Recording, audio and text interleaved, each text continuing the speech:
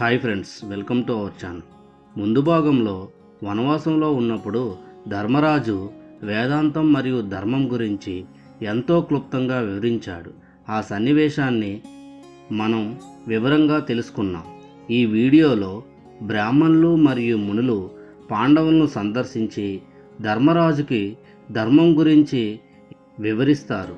ఈ సన్నివేశాన్ని మనం క్లుప్తంగా వివరించుకుందాం. ఫ్రెండ్స్, మీరు మొదటిసారి మా ఛానల్ని చూస్తున్నట్లయితే సబ్స్క్రైబ్ చేసుకోండి, లైక్ చేయండి, షేర్ చేయండి. ఈ వీడియోని పూర్తిగా చూడండి. మేము చేసే ప్రతి ఒక్క వీడియో మీకు మెసేజ్ రూపంలో సమాచారం అందుతుంది.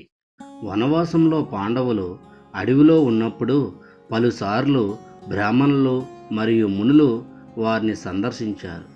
వారిలో కొందరు యాగం మరియు తపస్సు ద్వారా సంపాదించిన జ్ఞానం మరియు జీవన మార్గం గురించి పాండవులకు చెప్పేవారు.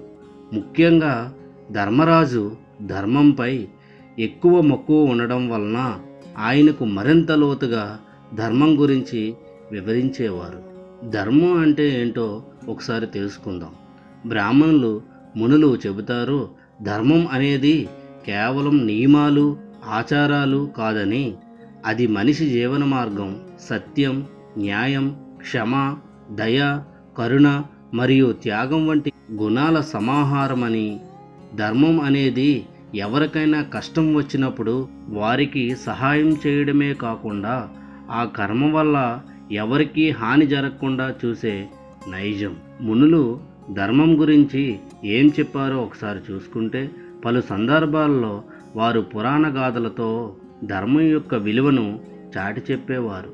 ఉదాహరణకు, ఒకసారి శివుడు రాక్షసుని రక్షించడం లేదా విరాటరాజు పశువులను రక్షించడంలోని ధర్మాన్ని పాటించడం వంటి కథల ద్వారా ధర్మం అనేది అన్ని జీవులకు న్యాయం చేయాలనే సూత్రాన్ని కలిగి ఉంటుందని వివరించేవారు.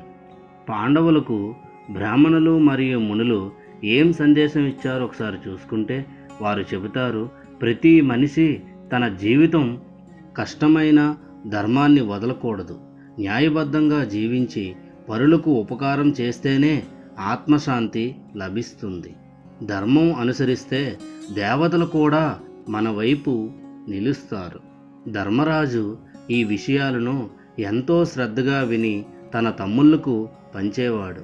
మన వలస జీవితంలో ఎంతటి కష్టం వచ్చినా మన ధర్మం, నిజాయితీ వదలకుండా ముందుకు సాగాలని తమ్ముళ్లకు చెబుతాడు.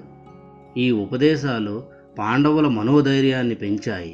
వారు తమ కష్టాలను ధర్మపదంలోని కొనసాగించి భవిష్యత్తులో న్యాయపూర్వకంగా రాజ్యాన్ని పొందాలని సంకల్పించారు. దీనివల్ల పాండవుల ధైర్యం, జీవన పాఠం మనకి ఈ రోజుకి ప్రేరణగా నిలిచింది. ఈ విధంగా బ్రాహ్మణులు మరియు మునులు పాండవులను సందర్శించి ధర్మం గురించి ఎంతో క్లుప్తంగా వివరించారు. Thanks for watching friends.